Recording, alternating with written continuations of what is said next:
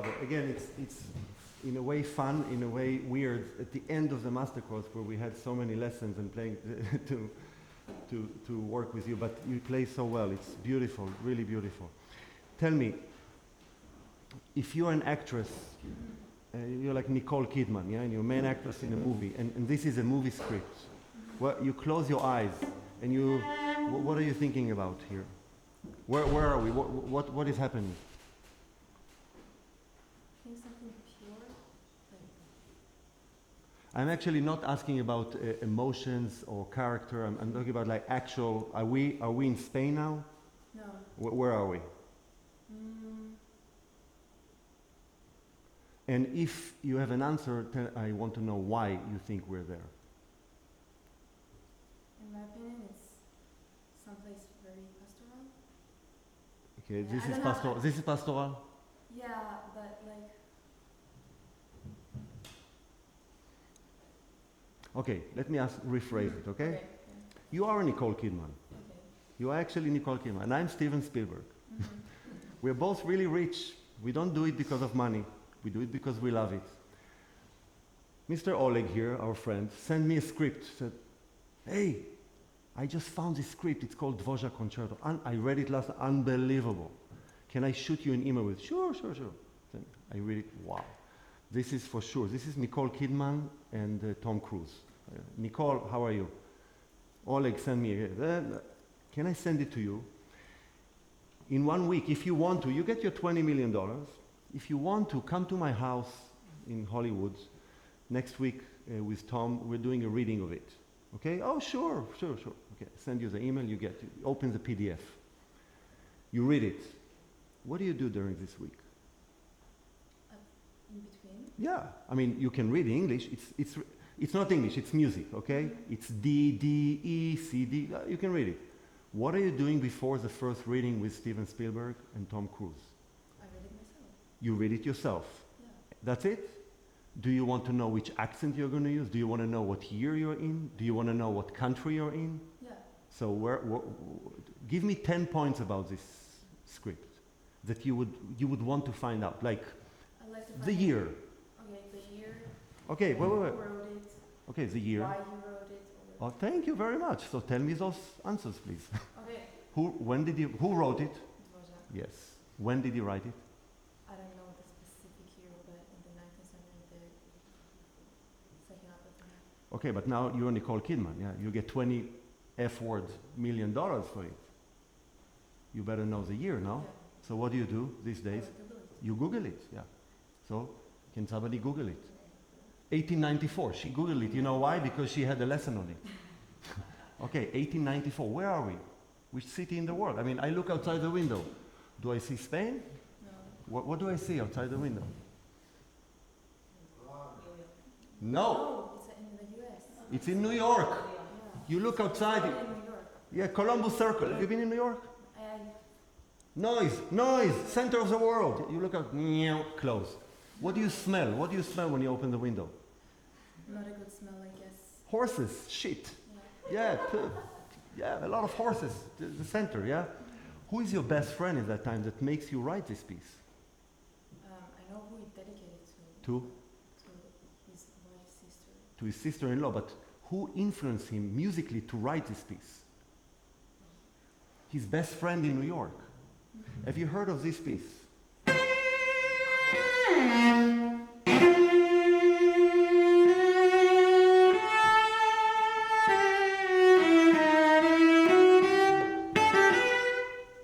Second movement of that piece.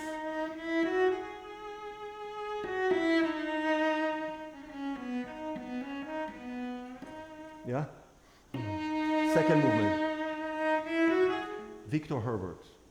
Victor Herbert was a great cellist who actually invited Dvorak to teach in New York. And Victor Herbert was his friend. So like yesterday you invited your friends to the concert. He invited Dvorak to hear his second cello concerto, which is this piece. Dvorak goes home, is blown away.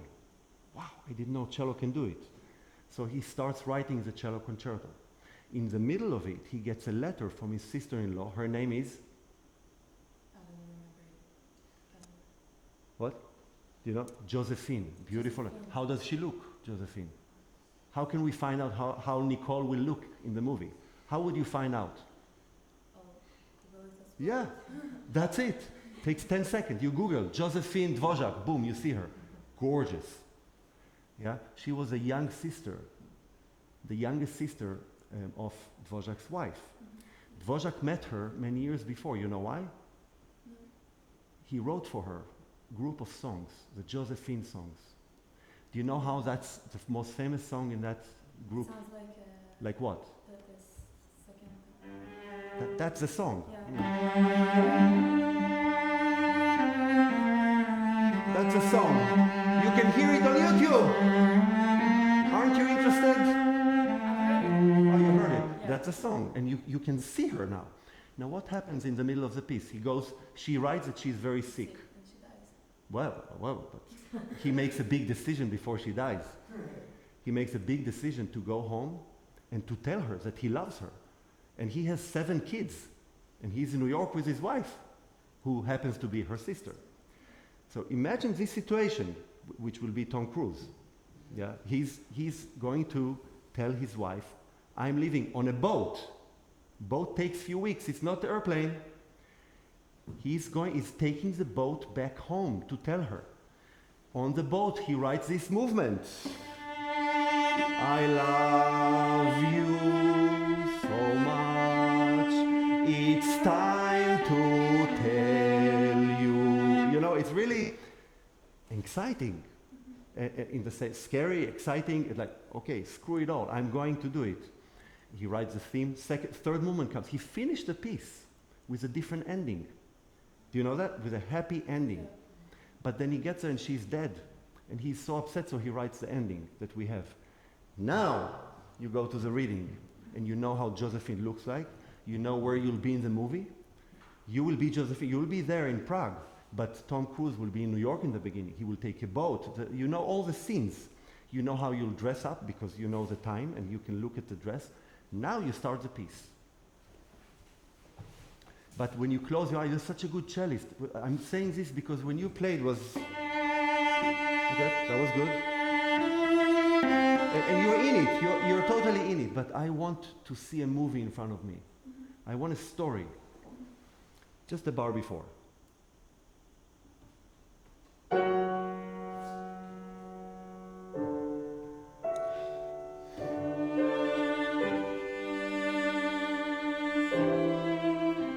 Now, let me ask you, if you, I'm curious, if you have 7 kids and you're one of the most famous composers in the world, in fact, to seduce him to come to New York, they offered him a salary that would be equivalent these days to $500,000 because he didn't want to come. That's how much they wanted him. If you have this establishment and a big family and you're famous and you get this letter and you decide to break your life completely, are you singing with anticipation, I love you, I want to be with you, or like there's more philosophy in it? Yeah, maybe a little out. You know, I'm not yet.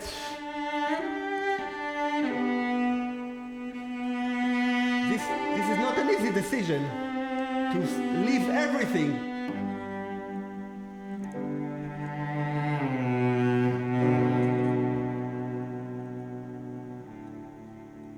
You know, this comes after winds. There's nothing, the wind, it's pure and it's simple and intimate, I think.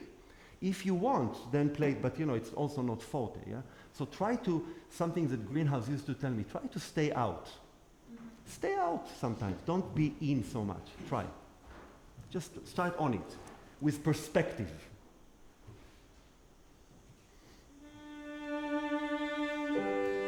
Bravo, stay out. The big decision.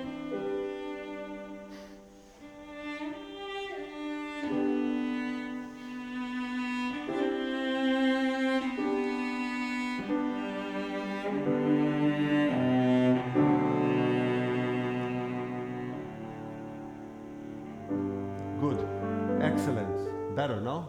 Much better, but now we have to talk about cello stuff because the intonation is not precise, and it's not precise for what I call, we talked about in the lesson, the pillar notes. The 4 notes that are non-negotiable. Most of the keys of our pieces are within those 4 notes. Yeah, this piece, of course, is the same. So when you play a D, not only that it has to be in tune with the orchestra, it has to be in tune with your own D. This D must make the D ring. See, also the G string rings. Do has to ring. G string has to ring. And so on. It's all through the piece. They're never the same. And they never tickle your cello to ring. Play the D first. Yeah, good. Now, try to create a sound not only with your bow, but with your body. So, if you play in tune, but without weight or with weight, okay, now it rings. Now I can decorate it. Now I can control it and decorate it. But first it has to tickle the cello. It goes above. Yeah, think like Starker once told me, that you have a wall that is on the note, and you go from below the note to the note, and you try really hard to push it, but you can't. You're like, get away! You can't. You go above. Okay, go on.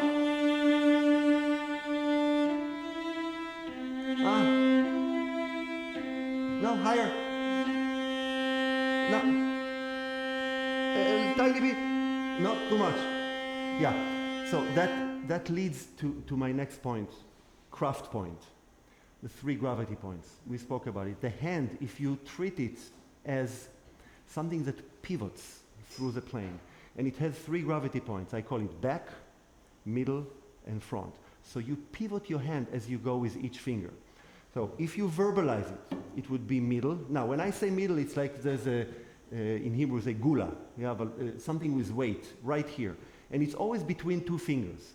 And your job when you pivot it is to go to the next 2 fingers. So I put the gula on the top. Then I put it on the back. So the hand is always 100% in support of the fingers that we use. So each finger becomes a position by itself. Then you can adjust intonation, and then you can adjust vibrato. So if you play D, this is middle. Now, I verbalize it. Front, back, middle. You do. The do can never be good when it's like this. But when you learn cello and you learn second position, open. Okay, play. That's not the level if you want to really decorate each note. Try and verbalize the gravity points.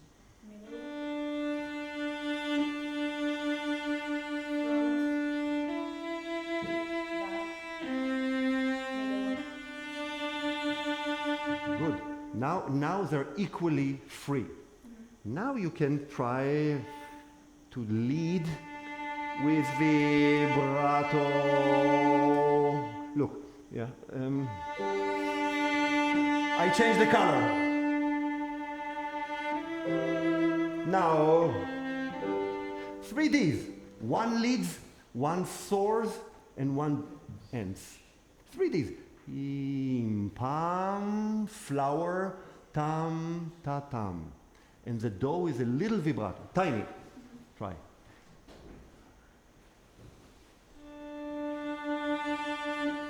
But don't stop.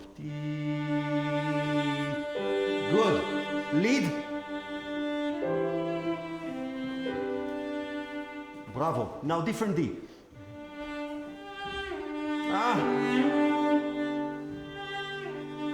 Yeah. Remember when you shift, when we jump, we have to prepare but also leave the ground. You're not really... Yeah, you prepare with the elbow, but leave the fingerboard. Stay on the string. Bravo. Same D.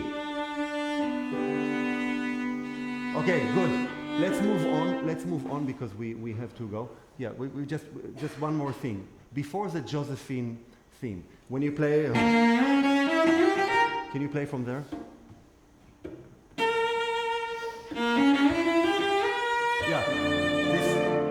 it's possible to do this fingering. However, do you ever talk on the phone like this? No. Do you do anything in life like this but playing cello? It's not possible. It's not. So if you do this fingering and you play this B flat, the hand should support it. So it looks like you're holding a binocular.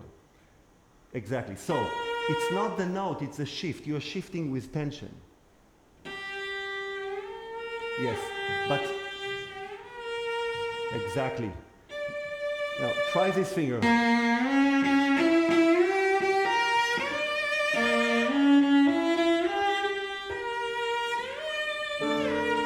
Yeah. Now after that, just few little details that you have triplets on 2 eighth notes. Now there's stringendo. Stringendo.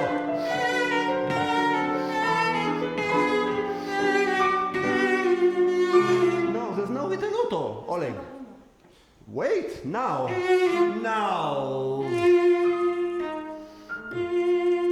Yeah, it's like you have to do what he wrote, and it actually fits the story. He gets so excited, yeah? He goes away from being out. I love her. I'm going home to tell her. No. That's what Dvorak wrote.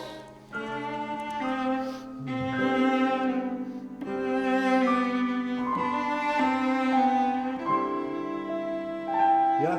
Can you try to do it? It's so powerful if you do what he wrote there.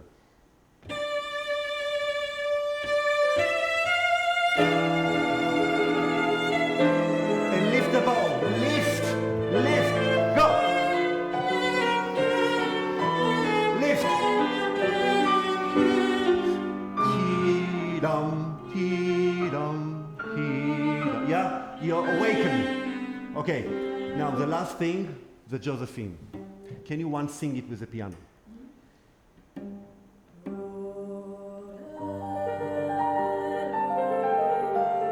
Yeah, so who is playing this? Taka taka toka, taka tika taka toka, taka tika taka toka, taka tika taka ta. I think it's a flute.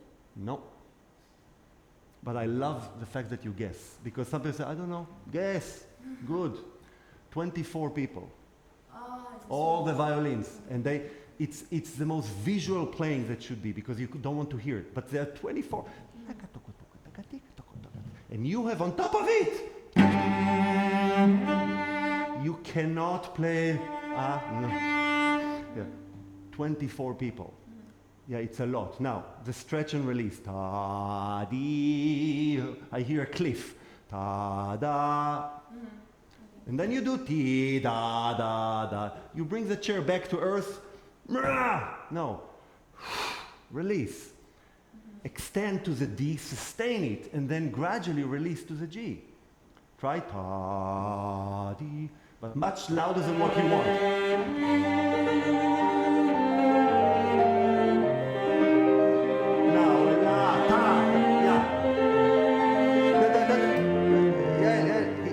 Is really nice to you, but it will be louder. Trust me, I've been there so many times. And then you get so upset. This is not a place to please your own ears. It's a place to please, yeah?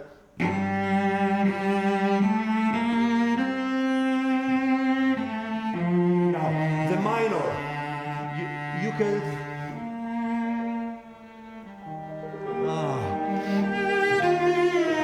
Yeah, can you acknowledge it? Just, you look at the 24 violins, they all hate you, by the way. Yeah, you look at them, Concertmeister, they love you. Yeah, acknowledge Oleg here and change the color. Loud.